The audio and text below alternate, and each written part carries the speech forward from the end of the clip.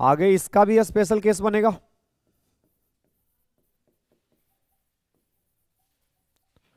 Special case में क्या मान के चलना है कि पहला वेव का एम्पलीट्यूड A1, एम्पलीट्यूड ने इंटेंसिटी का बात कर रहे हैं ना, पहला वेव का इंटेंसिटी, दूसरा का, ये दोनों को इक्वल मान लो। किसके?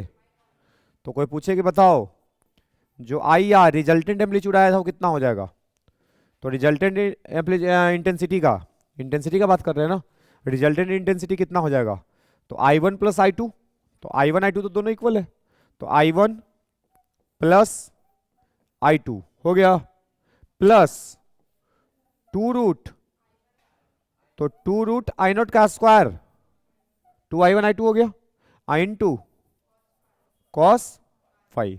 सही है। अगर यहां देखा जाए तो जो रिजल्टेंट इंटेंसिटी आएगा I0 प्लस I0, 2I0 अब प्लस 2I0, I0 का स्क्वायर, तो cos फाइव, 2I0 कॉमन है, तो रिजल्टेंट इंटेंसिटी क्या लिखा जाएगा, 2I0 into 1 plus cos five. बताइए 1 प्लस कॉस फाइव क्या होता है, तो 2 कॉस स्क्वायर 5/2, तो यहां कितना हो जाएगा रिजल्टेंट इंटेंसिटी, 2 दूना 4, I0 कॉस स्क्वायर 5/2। तो ये स्पेशल केस भी ध्यान रख लेना है, कुछ अलग नहीं है, उसी फॉर्मूला से आ रहा है। यहां पे अगर बोला जाए कि इंटेंसिटी जो रिजल्टेंट है उसका मैक्सिमम वैल्यू कितना आएगा, मैक्सिमम कितना आएगा 4I0। अगर पूछा जाए कि वही रिजल्टेंट इंटेंसिटी मिनिमम कितना होगा, तो मिनिमम कितना बोल देंगे 0। अगर मैक्सिमा आ रहा है तो क्या बोला जाएगा, कंस्ट्रक्टिव इंटरफेरेंस। अगर 0 आ रहा है तो क्या बोला जाएगा, डिस्ट्रक्टिव इंटरफेरेंस। कोई दिक्कत है नहीं, इसको भी नोट कर लीजिए वहीं पे कंटिन्यू करके।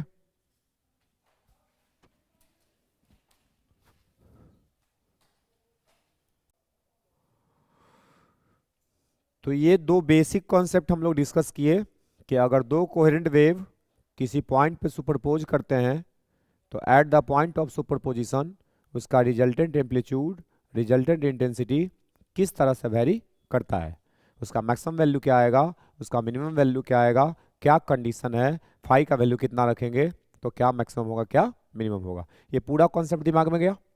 याद क्या रखना होता है, दो वेव है, दोनों का एम्पलीट्यूड A1 और A2, eight the point of superposition resultant amplitude, तो उसका फॉर्मूला आपको याद हो गया, √A1 का स्क्वायर प्लस A2 का स्क्वायर प्लस 2A1 A2, जहां पे 5 फेज डिफरेंस है।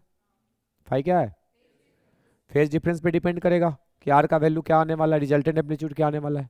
मैक्सिमम के लिए कंडीशन बताया कि 5 का वैल्यू 2n पाई होगा और cos 5 + 1 होना चाहिए। वैल्यू आया A1 + A2, एक मिनिमम आया A1 - A2, सब सही है, बार बार बोलने का कोई जरूरत है इसका। अब देखो इस साल जो अभी अभी अभी ताजा ताजा पेपर हुआ है क्लास 12 का, जिसका रिजल्ट भी नहीं आया है, उसमें देखते हैं कि कुछ बेसिक कॉन्सेप्ट से सवाल आया था क्या। एक सवाल है, लिखिएगा नीचे, देखिए the value of maximum amplitude, objective question था, the value of maximum amplitude, the value of maximum amplitude produced, the value of maximum amplitude produced due to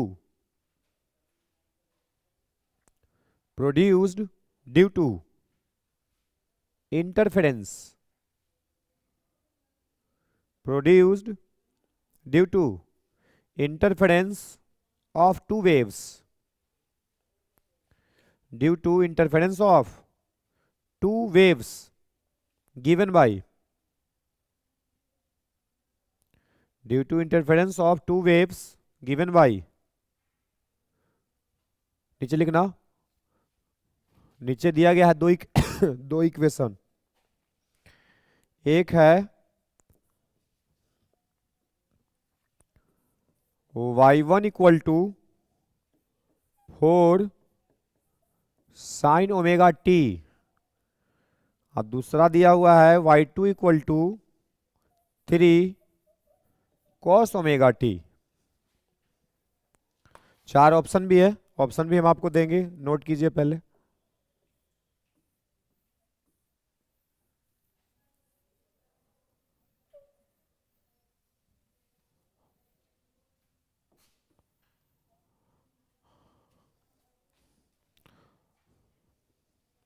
लिख लिए।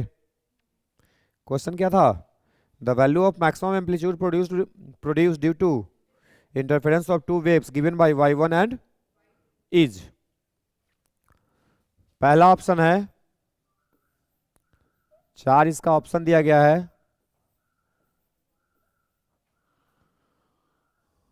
7, 5, 1, 25। आंसर कीजिए।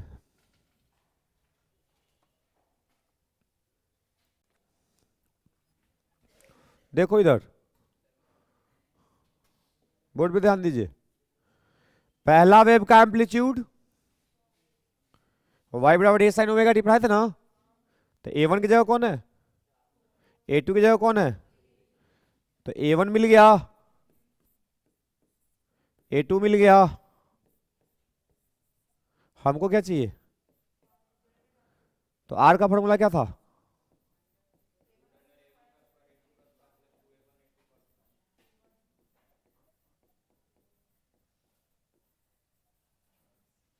फाइव है हमारे पास, गिवन गिवन है, छिपा के दिया है, समझ रहे हो? फाइव इसमें गिवन है। अब इसको देखने के लिए आंख नहीं चाहिए, दिमाग चाहिए। एक फंक्शन किसका है, एक फंक्शन किसका है? साइन का ग्राफ, कॉस का ग्राफ आपको पता है। साइन का ग्राफ यहां से स्टार्ट होता है, कॉस का ग्राफ यहां से स्टार्ट होता है, तो फेज का डिफरेंस कितना है? 90 डिग्री। तो यहां पे फाइव डायरेक्टली नहीं दिया, छिपा के दिया, तो फाइव कितना हो गया? 5/2 हो गया। अब तो आंसर आ गया। क्या हो जाएगा? 4 का स्क्वायर प्लस 9 कॉस 90। तो बाकी सबको देखने का जरूरत है। 16 9 25 का, तो कौन सा आंसर है?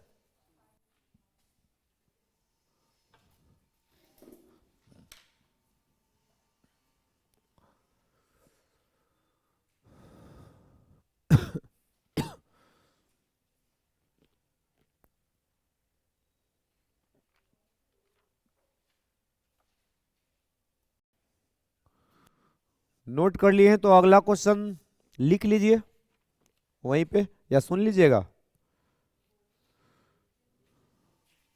हाँ, आपको जो मन करता है वो कर लीजिए। The reason for the phenomena of interference, the reason for the phenomena of interference is, the reason for phenomena of interference is. 4 option दिया गया है। फेज डिफरेंस, सेकंड ऑप्शन में लिखा है change in amplitude, third option में लिखा है velocity change, अब फोर्थ ऑप्शन में लिखा है इंटेंसिटी चेंज।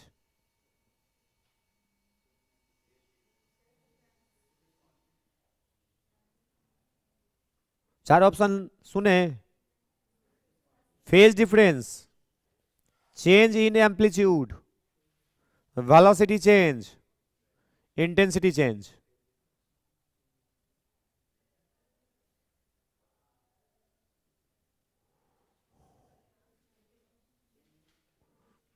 समझ में आ रहा है ना?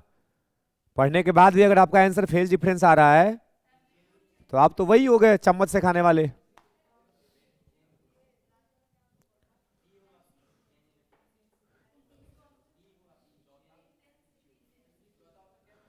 चौथा ऑप्शन था इंटेंसिटी चेंज।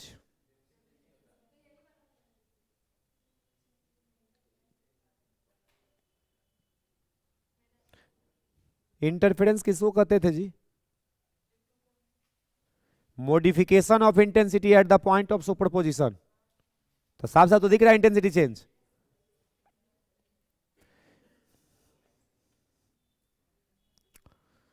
जैसे पहले आंसर आ रहा था ना एग्जाम में, यही सब होता है, बाद में आके मास्टर को बदनाम किया जाता है कि पढ़ाया नहीं गया था। डेफिनेशन से सवाल आ रहा है फिर भी नहीं समझ में आ रहा है, फेज चेंज, एम्पलीट्यूड चेंज, वो का कहीं का।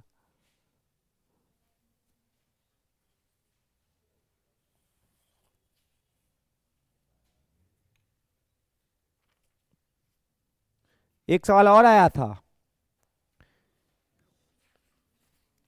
ये ऐसे सवाल तो इलेक्ट्रोमैग्नेटिक वेव का है, लेकिन हम इस सवाल पे हम बात किए हैं the phase difference between electric wave and magnetic wave in electromagnetic wave is,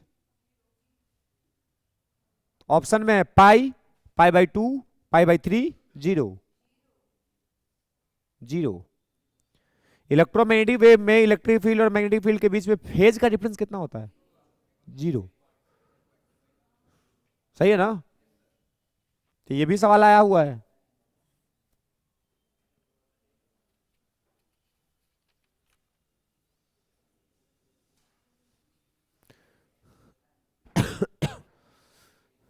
चलिए और आगे पढ़ेंगे, उसके हिसाब से जो क्वेश्चन बनेगा उसको हम देख लेंगे। एक लिखिए तो नीचे हेडिंग डालिए तो। अच्छा, एक लाइट ईयर का नाम सुने हैं? लाइट ईयर डिस्टेंस को नापते हैं। पूछा हुआ सवाल, लाइट ईयर कितना के बराबर होता है?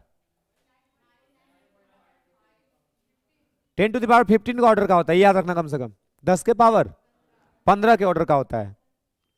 और 9.46 होता है। अगर आगे कुछ ना हो जाए लिखा हो तो 10 के पावर 16 के ऑर्डर का हो जाएगा। हाँ, 9.46 लगभग 10 के बराबर है ना, तो अगर 9.46 ना लिखे तो 10 के पावर 16 हो जाएगा, लगभग अप्रोक्सीमेटली। ठीक है, ये भी सवाल आया हुआ है कि light year is equal to, light year का वैल्यू कितना होता है। और कुछ कुछ और सवाल है वेवऑप्टिक्स से, लेकिन अभी हम पढ़े नहीं है तो उसको हम अभी नहीं लेते हैं, आगे हम पढ़ लेते हैं। पहले एक नीचे हेडिंग बनाइए, contrast ratio. Contrast ratio, CONTRAST, contrast ratio. Contrast ratio लिखिए, it is defined as the ratio, it is defined as the ratio of, ऐसे ऐसे लिखना, it is defined as the square of, it is defined as the ratio of a square of, it is defined as the ratio of a square of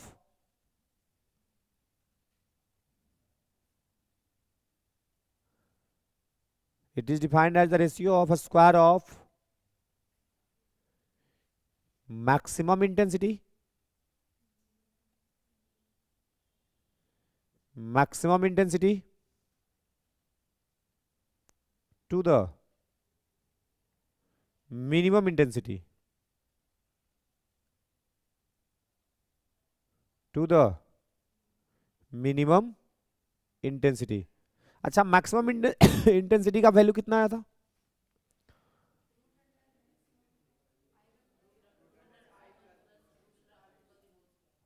√I1 + I2 का दी, minimum आया था √I1 minus √I2 का the whole square, पहले था ना तो इसमें square नहीं आएगा, ऐसे लिखना, it is defined as the ratio of, square काट दो, हाँ, it is defined as the ratio of maximum intensity to the, बस, क्योंकि ये स्क्वायर पहले से था। देखो इसका फॉर्मूला से हम बताते हैं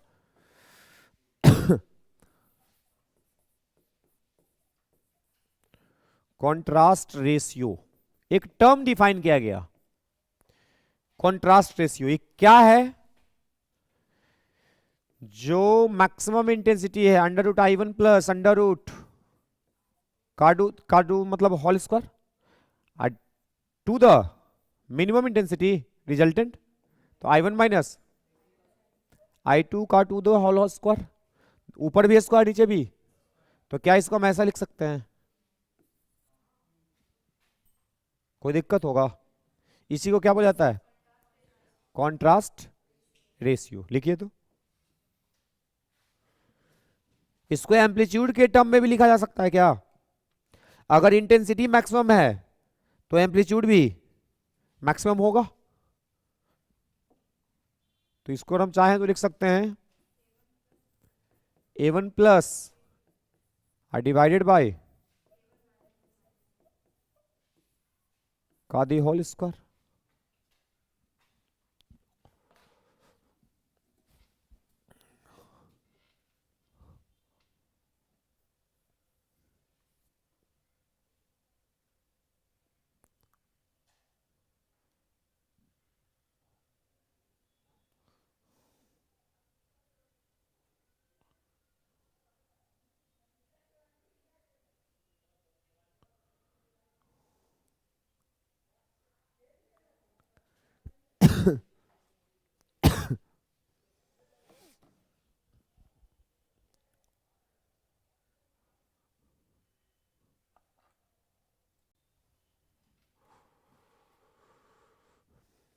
लिखिए condition of path difference, condition of path difference, condition of path difference for constructive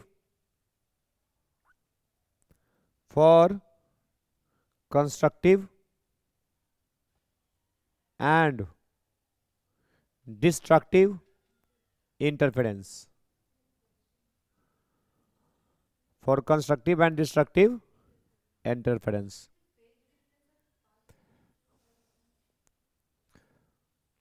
heading डाल लिए, क्या लिखे? Condition of path difference for constructive and destructive interference. देखिए इसको समझिए, इस पे भी सवाल बनेगा। हमारे पास दो सोर्स था S1 और एक वेव यहां से निकल रहा है, एक वेव यहां से निकल रहा है, दोनों किसी पॉइंट P पर सुपरपोज कर रहा है। यहां पे इंटेंसिटी का मॉडिफिकेशन चल रहा है, कभी इंटेंसिटी मैक्सिमा जा रहा है, कभी इंटेंसिटी मिनिमा हो जा रहा है। इंटेंसिटी मैक्सिमा हो रहा है, कंस्ट्रक्टिव इंटरफेरेंस बोल रहे हैं, इंटेंसिटी मिनिमा हो रहा है, डिस्ट्रक्टिव इंटरफेरेंस बोल रहे हैं। कोई दिक्कत है नहीं? क्या ये दोनों वेव के बीच में कोई फिजिकल पाथ डिफरेंस भी है? पाथ डिफरेंस का मतलब पथ का डिफरेंस। पाथ माने पथ, पथ माने रास्ता, रास्ता माने डिस्टेंस। S1 से जो वेव निकल के P पे पहुंचा है, S2 से जो वेव निकल के P पे पहुंचा है, क्या ये दोनों इक्वल डिस्टेंस ट्रेवल किया है? तो लग तो नहीं रहा है। अगर अब अप्रोक्सीमेट डाटा का हम बात करें तो ये इसका फेज का डिफरेंस होगा S2Q। ये लगभग इक्वल दिख रहा है कि यहां से जितना डिस्टेंस गया होगा ये भी यहां से Q से उतना डिस्टेंस गया होगा, लेकिन Q से गया था कि S2 से गया था? तो S2Q को हम क्या बोलेंगे कि पाथ का डिफरेंस है। पाथ डिफरेंस को हम लिखते हैं डेल्टा से। किससे लिखते हैं? पाथ डिफरेंस और फेज डिफरेंस में एक रिलेशन है। डेल्टा क्या है? Path difference. फाई क्या है? Phase difference. ये क्या है? पाथ डिफरेंस को क्या से लिखेंगे? आप फेज डिफरेंस को किससे लिखेंगे? Phi. Path difference phase difference में एक रिलेशन है। रिलेशन क्या है कि path difference is equal to होता है लैम्डा अपॉन 2 पाई। ये डायरेक्ट फॉर्मूला, इसका डेरिवेशन पे हमको नहीं जाना है। लैम्डा अपॉन 2 पाई इनटू में फाई। ये डायरेक्ट फॉर्मूला पूछा भी जा चुका है कि पाथ डिफरेंस और फेज डिफरेंस में क्या रिलेशन होता है। तो पाथ डिफरेंस बराबर क्या होता है? लैम्डा अपॉन इनटू, जहां पे लैम्डा इसका वेवलेंथ है, वेव का। लैम्डा क्या है? वेवलेंथ है वेव का। अब हमको पता करना है कि इस पॉइंट P पे कंस्ट्रक्टिव इंटरफेरेंस हो रहा है कि डिस्ट्रक्टिव इंटरफेरेंस हो रहा है। जो भी हो रहा है उसके लिए पाथ का डिफरेंस का कंडीशन क्या होना चाहिए। ठीक है, तो आप ऐसे समझो, हमको तो ये बात पता है ना कि यहां पे अगर कंस्ट्रक्टिव इंटरफेरेंस हुआ है तो इंटेंसिटी मैक्सिमा होगा। बोलिए, आईआर का वैल्यू मैक्सिमम तो होने वाला इंटरफेरेंस कंस्ट्रक्टिव। आइए, मैक्सिमम वैल्यू कब आता है? जब फाई कितना हो, 2n पाई हो। अगर फाई का वैल्यू आपको पता है कंस्ट्रक्टिव इंटरफेरेंस के लिए, तब फाई और डेल्टा में भी तो रिलेशन है, तो फाई पता है तो डेल्टा निकाल सकते हैं कि नहीं? तो क्या हो जाएगा देखो तो, delta equal to lambda upon I into 2n, 2 pi cancel, कितना बचा? n lambda. कितना बचा? अब यहीं से दिमाग में डाल लीजिए कि अगर किसी दो वेव के बीच का path difference n multiple of lambda हो, कितना हो? जहां पे n इंटीजर है, जहां पे n क्या है, जहां पे n बिलोंग्स टू i। अगर दो वेव किसी पॉइंट पे सुपरपोज करते हैं और eight the point of superposition अगर हम चेक करते हैं कि इंटेंसिटी इंटरफेरेंस हो रहा है वो कंस्ट्रक्टिव है कि डिस्ट्रक्टिव है, तो उसको पकड़ने का एगो दूगो तरीका है। पहला तरीका कि एम्पलीट्यूड चेक करो, अगर एम्पलीट्यूड आर का वैल्यू मैक्सिमम आया कंस्ट्रक्टिव। दूसरा तरीका इंटेंसिटी चेक कर लो, तो आर अगर मैक्सिमा था तो इंटेंसिटी मिनिमा होगा, तो भी मैक्सिमम में होगा। तो अगर आर मैक्सिमम था तो कंस्ट्रक्टिव बोले, तो इंटेंसिटी भी मैक्सिमम होगा ही, तो भी कंस्ट्रक्टिव आ रहा है। तो इंटेंसिटी चेक करो, एम्पलीट्यूड चेक करो, दो चीज हुआ। तीसरा में कौन आया? फेज का डिफरेंस, फाई से भी पता चलता है। अगर फाई का वैल्यू 2n पाई के मल्टीपल में आ रहा है तो मैक्सिमम होगा, मैक्सिमम बनने सही है। अरे बोलो, अगर फाई का वैल्यू 2n प्लस 1 पाई रहता तो ये सब कंडीशन है ना पता करने का कि कंस्ट्रक्टिव है कि डिस्ट्रक्टिव है। उसी में एक नया कंडीशन जोड़ने, किसको? Path difference. डेल्टा क्या है कि अगर पाथ का डिफरेंस कितना होना चाहिए, दो वेव किसी पॉइंट पे सुपरपोज कर रहे हैं तो ये दोनों के बीच में पाथ का डिफरेंस कितना हम लें कि इस पॉइंट पे हमको कंस्ट्रक्टिव मिले या। तब पहले हम किसका देखें? कंस्ट्रक्टिव का, कि कंस्ट्रक्टिव के लिए फाई कितना, तो डेल्टा कितना। तो अगर किसी दो वेव के बीच का पाथ का difference n multiple of lambda है तो होने वाला इंटरफेरेंस कैसा होगा? कंस्ट्रक्टिव होगा। कैसा होगा? समझ में आया क्या? बनाओ।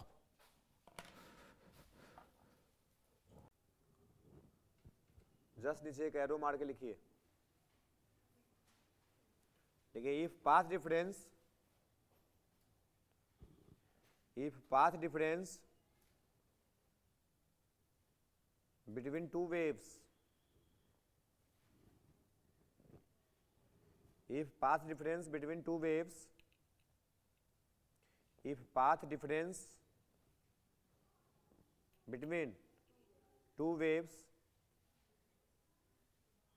is if path difference between two waves is 0, lambda, 2 lambda,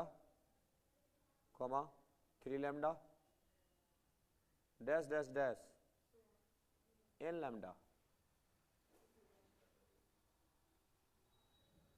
If path difference between two waves 0, lambda, 2 lambda, 3 lambda, dash dash n lambda, then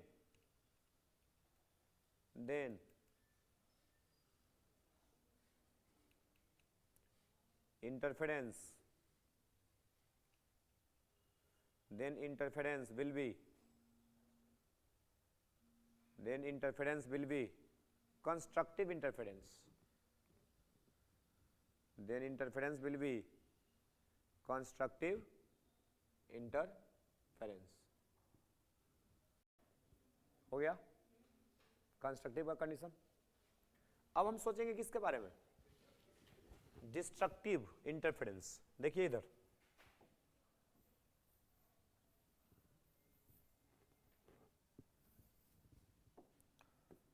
अगर हम बोले रिजल्टेंट इंटेंसिटी क्या आ रहा है, मिनिमम, ठीक, कब आएगा? cos फाइव, अब फाइव कितना?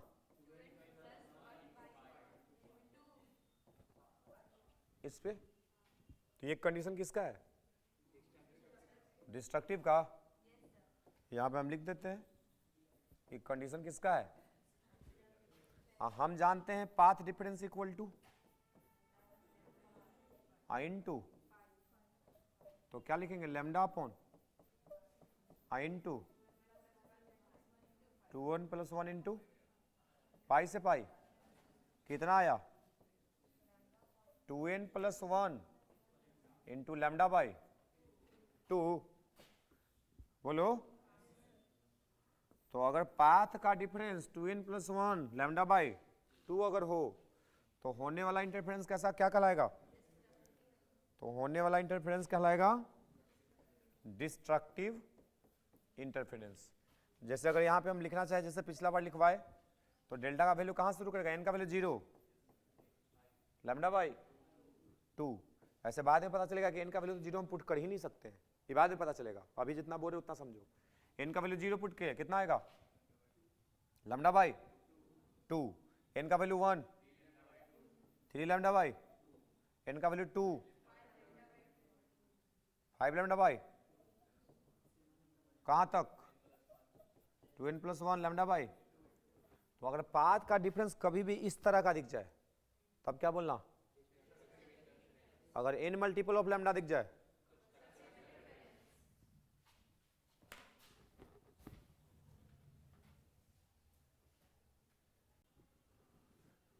तो हम लोग ये जो अभी तक अब हम पढ़े हम 2 क्लास में, ये इंटरफेरेंस का मैथमेटिकल एनालिसिस था। इंटरफेरेंस जो होता है तो दो वेव किसी पॉइंट पे मिलता है, दो वेव, तो जिस पॉइंट पे मिलता है ना, कभी क्या होता है, जैसे तुम अब फील करो इस बात को कि जैसे दो गो लाइट, जैसे टॉर्च होता है ना, टॉर्च, तो दो गो सोर्स हो गया लाइट का। टॉर्च क्या है? उसको हम स्विच दबाते हैं तो लाइट निकलता है कि नहीं? तो सोर्स ऑफ लाइट उसको बोल सकते हैं। अब दो टॉर्च से लाइट निकल रहा है और किसी पॉइंट पे जाके मिल रहा है, तो वहां पे क्या हो जाएगा कि जिस पॉइंट पे मिलेगा ना, उस पॉइंट पे कभी तुमको क्या दिखेगा कि पूरा तेज रोशनी है, और कभी तुमको लगेगा कि एकदम डार्क हो गया। तो हम लोग क्या रियल लाइफ में ऐसा देखें? कभी कहां देखे हैं? दो गो टॉर्च लेकर इसे जलाओगे तो दोनों अनडेविएटेड पास करेगा, एक लाइट ऐसा पास करेगा, जैसे देखो बोर्ड पे, एक इधर से लाइट आ रहा है, एक इधर से लाइट आ रहा है, दोनों बताओ, एक सोर्स S1 है, एक सोर्स, तो बताओ सीधा सीधा निकल जाता है ना। जहां पे मिला वहां पे कुछ दिखाई भी देता है क्या? नहीं दिखाई देता है। तो अभी तो हम यही बोल रहे थे कि जब दो कोहेरेंट वेव किसी पॉइंट पे सुपरपोज करेगा, तो जिस पॉइंट पे सुपरपोज कर रहा है, कभी यहां पे रिजल्टेंट मैक्सिमम कभी होता है, लेकिन प्रैक्टिकली हमको दिखाई, तो फिर कैसे होता है? तो अब क्या करेंगे कि जो कुछ भी हम समझे हैं ना मैथमेटिकली कि यहां पे इंटेंसिटी कभी मैक्सिमम कभी, इसको हम अब प्रैक्टिकली दिखाएंगे बोर्ड पे कि होता कैसे है। ठीक है? तो इसके लिए एक एक्सपेरिमेंट किया गया जिसका नाम है यंग्स डबल स्लिट एक्सपेरिमेंट। क्या नाम है? यंग्स डबल स्लिट एक्सपेरिमेंट, इसको शॉर्टकट में बोलते हैं हम लोग YDAC। शॉर्टकट में क्या बोलते हैं? YDAC, Young's double slit experiment. क्या बोलते हैं? यंग एक साइंटिस्ट का नाम है, नामे ही रख लिया अपना यंग, समझ रहे हो? तो यंग्स डबल स्लिट एक्सपेरिमेंट में यंग्स आदमी का नाम हुआ और डबल मने, अरे इधर ध्यान दो, इधर यंग आदमी का नाम है, डबल मने और स्लिट मने,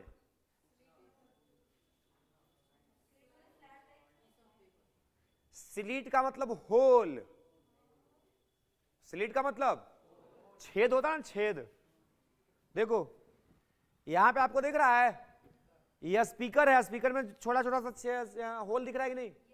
इसको स्लिट बोलते हैं। ठीक है? तो डबल स्लिट बोला है ना, यंग तो छोड़ दो ना, आदमी का नाम है, डबल स्लिट एक्सपेरिमेंट है। डबल स्लिट बने दो गो छेद, ठीक है, डबल स्लिट एक्सपेरिमेंट। देखो उसमें करना क्या है कि जैसे वो कूट ले लो, कूट माने कार्डबोर्ड, इसमें 2 गो होल बनाओ, क्या करो कुछ डिस्टेंस पे। देखो ऐसा सिचुएशन है, हम इसको अगर थोड़ा सा है आपको दिखाएं कल को, आपको इसको एक्सप्लेन करेंगे पूरा डिटेल में, अभी थोड़ा सा बस डायग्राम दिखा रहे हैं। देखो ये हमारे पास कार्डबोर्ड है, क्या ये ऐसे रखे हैं तो आपको ई वाला चीज दिख रहा है, ठीक है। इसमें क्या करते हैं कि होल करते हैं, क्या करते हैं होल, हो गया। ये होल बहुत बड़ा है कि बहुत छोटा? हाँ तो बहुत छोटा होना चाहिए तब इंटरफेरेंस होगा। अगर बहुत बड़ा रहेगा ना तो रेक्टिलिनियर प्रोपागेशन ऑफ लाइट दिखेगा, इंटरफेरेंस दिखाई देगा नहीं। जैसे अभी एग्जांपल बताया था ना कि एक टॉर्च लाइट इधर गया, एक टॉर्च लाइट इधर गया, हमको कुछ पता चला इंटरफेरेंस? नहीं पता चला ना। क्यों नहीं चला? ये कोई लार्ज सोर्स है, और लार्ज सोर्स से जब भी लाइट निकलेगा तुमको बस एक चीज दिखाई देगा कि लाइट स्ट्रेट लाइन में चल रहा है, और तुमको ये दिखता है। विश्वास है कि नहीं है? देखा है कि नहीं है? देखा है तो ठीक है, ना तो रात को टॉर्च मार के देख लेना, दिख जाएगा। रात में जब पूरा अंधेरा होता है ना, टॉर्च मार के इसी से देखना, पूरा दिखेगा पाथ तुमको कि लाइट इसे जा रहा है स्ट्रेट लाइन में। कैसा दिखता है? तो यहां पे इंटरफेरेंस को ऑब्जर्व नहीं किया जा सकता है, कारण कि सोर्स बड़ा है। सोर्स कैसा है? अब यहां पे जो स्लिट ले रहे हैं हम, ये बहुत ही छोटा रहता है। कैसा रहता है? बहुत ही छोटा रहता है। अगर इस सोर्स मतलब जो स्लिट हम छेद बनाए हैं बहुत छोटा है, तो इसमें मीडियम का पार्टिकल होगा ना? अरे मीडियम का पार्टिकल होगा ना? बहुत ज्यादा होगा कि बहुत कम होगा? बहुत कम होगा। यहां पे मीडियम का पार्टिकल, क्योंकि जो होल है वो बहुत छोटा है। ये होल जो है वो कैसा है? अब पीछे से क्या करेंगे कि एक सोर्स रख देंगे। क्या रख देंगे? सोर्स इस तरह से रखना है कि इससे जो लाइट निकलेगा, तो ये जो लाइट निकलेगा तो मीडियम के पार्टिकल को इल्यूमिनेट कर देगा। इल्यूमिनेट का मतलब ये नया सोर्स बनता था, हाइगेंस का सेकेंडरी वेवलेट थ्योरी। एक पार्टिकल डिस्टर्ब हुआ तो अगला पार्टिकल को डिस्टर्ब करेगा, तो जो भी मीडियम का पार्टिकल डिस्टर्ब होता है वो न्यू सोर्स ऑफ डिस्टर्बेंस बनता था। याद आ रहा है? तो अगर ये सोर्स ऑफ लाइट है और यहां से लाइट एनर्जी निकलेगा, तो ये बताओ स्लिट में इंटर करेगा कि नहीं करेगा? स्लिट में मीडियम का पार्टिकल मौजूद रहेगा, अभी नया सोर्स बन जाएगा। अरे बोलो, अब नया सोर्स बन जाएगा तो इसका अपना वेव फ्रंट होगा। अरे बोलिए, इसका अपना वेव फ्रंट होगा। अभी नया सोर्स है तो इसके वेव निकलेगा कि नहीं निकलेगा? निकलेगा। इधर रख देते हैं स्क्रीन, इधर क्या रख देते हैं? स्क्रीन। आई देखो ये है सोर्स S1 मान लो, अभी नया सोर्स बन चुका है, इसको क्या मान लेते हैं? इसको क्या नाम मान लेते हैं? ये दोनों के बीच का कुछ डिस्टेंस है डी। स्लिट और स्क्रीन के बीच में कुछ डिस्टेंस ले लेते हैं, मान लो कितना? Capital D. अब बताओ यहां से वेव निकल रहा है, यहां से वेव निकल रहा है, इस स्क्रीन के डिफरेंट पॉइंट पे सुपरपोजिशन होगा कि नहीं होगा? यहां से जैसे देखो देखो, यहां से वेव आया, यहां पे गया, यहां से गया, यहां पे हुआ, मिल गया, एक पॉइंट मिला सुपरपोजिशन का। अब यहां पे हमको चेक करना पड़ेगा, ये तो प्रैक्टिकल है, ये आपको दिख जाएगा। यहां पे जो इंटरफेरेंस हुआ है तो यहां पे एक रीजन बनता है इस तरह का। फिर मान लो कि यहां पे आया, यहां पे आया, एक और पॉइंट मिल गया सुपरपोजिशन का, फिर यहां पे गया, फिर यहां पे गया, एक और पॉइंट मिल गया सुपरपोजिशन का। नीचे भी वैसे दिखा सकते हैं, एक ये गया, एक ये गया, मिल गया सुपरपोजिशन का पॉइंट। बताओ अलग अलग पॉइंट पे इंटरफेरेंस हो रहा है कि नहीं हो रहा है? हो रहा है। अब प्रैक्टिकली जब ऐसा करेंगे हम, तो यहां पे बहुत सारा लाइनिंग बनेगा। क्या बनेगा? लाइनिंग बनेगा। किसी में तुमको लाइट दिखाई देगा, जैसे ये ब्राइट नाम दे दिए, क्या नाम दिए? और यहां पे जो बना इसको डार्क नाम दे दिए, क्या नाम दे दिए? ये हम नाम नहीं दे रहे हैं, ये प्रैक्टिकल दिखता है कि एक लाइन बनेगा जिसमें पूरा लाइट दिखेगा, एक लाइन बनेगा जिसमें लाइट नहीं दिखेगा, बिल्कुल नहीं। तो जिसमें नहीं दिखेगा और जिसमें दिखेगा, तो ये बताइए इंटरफेरेंस चल रहा है कि नहीं चल रहा है? और जो भी कुछ हम अभी सीखे हैं मैथमेटिकली, ये सब यहां पे प्रूफ होगा। ठीक है, जो कुछ पढ़े है ना, ये सब यहां पे प्रूफ होगा, और तुम तब दोनों मिला के तुमको दिमाग में घुसेगा कि चल क्या रहा है। ठीक है, तो इसको हम नेक्स्ट क्लास में डिस्कस करेंगे। आज के लिए इतना ही।